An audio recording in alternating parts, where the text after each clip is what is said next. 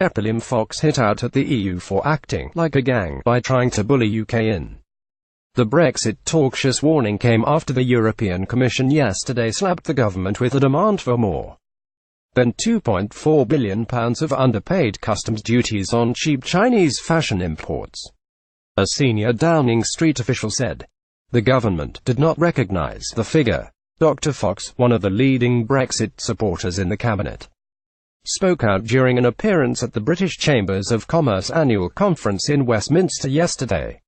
In a question-and-answer session following a keynote speech, the senior Tory criticised a draft negotiating document published by EU Council President Donald Tusk earlier this week that insisted Britain will have to accept negative economic consequences for leaving the EU. EPALiam Fox making a speech at the British Chambers of Commerce annual conference punishing Britain to me is not the language of the club, it is the language of the gang. Liam Fox punishing Britain to me is not the language of the club, it is the language of the gang. Dr.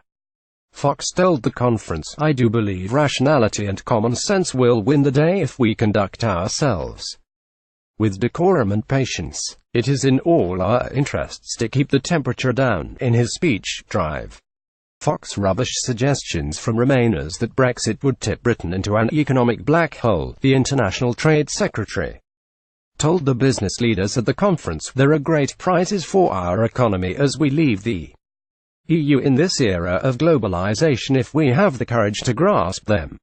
Both sides should approach this constructively, said Theresa May's spokesman. We cannot let the patterns of the past constrain the opportunities of the future, he added. In just 10 years the proportion of our exports that go the European Union has dropped by 11%, and this is unlikely to be a one-off change. The IMF predict that over the next 10 years or so 90% of global growth will be outside the European Union. Asked if Theresa May agreed with Dr. Fox's description of the EU, the Prime Minister's spokesman said, I think he was saying that both sides should approach this constructively. He also talked about wanting the talks to be conducted in a positive manner. At the same conference, DUP leader Arlene Foster said warnings from Remain campaigners that Brexit was a threat to the Northern Ireland peace process were an insult, in a remark seen as a swipe at recent outbursts by former Prime Minister Tony Blair and Sir John Major on the issue. She said, I object in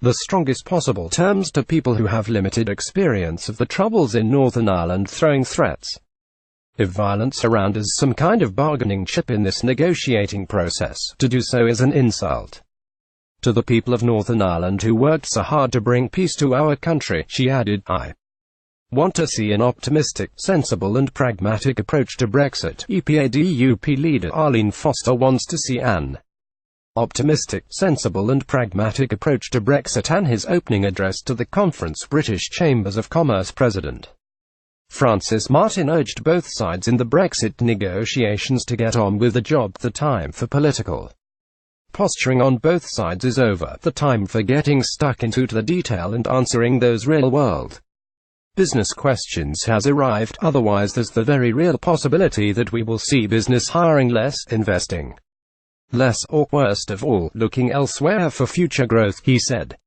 The EU cash demand yesterday related to clothes and shoes arriving at British ports from China since 2007. Importers have been accused of underreporting the value of the goods in an attempt to minimize the customs duties collected and passed on to Brussels. A report by the EU's anti-fraud office OLAF last year found that the UK authorities failed to take action despite being informed of the risk of customs evasion and asked to implement appropriate control measures.